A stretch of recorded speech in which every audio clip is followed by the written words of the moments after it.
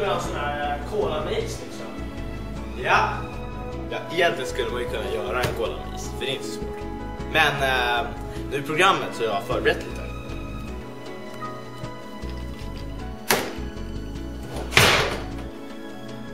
Hur länge sedan jag träffade frugan liksom.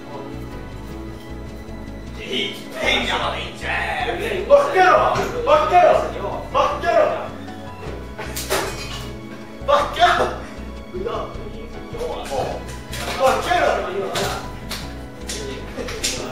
Backa då! Men du, Backa!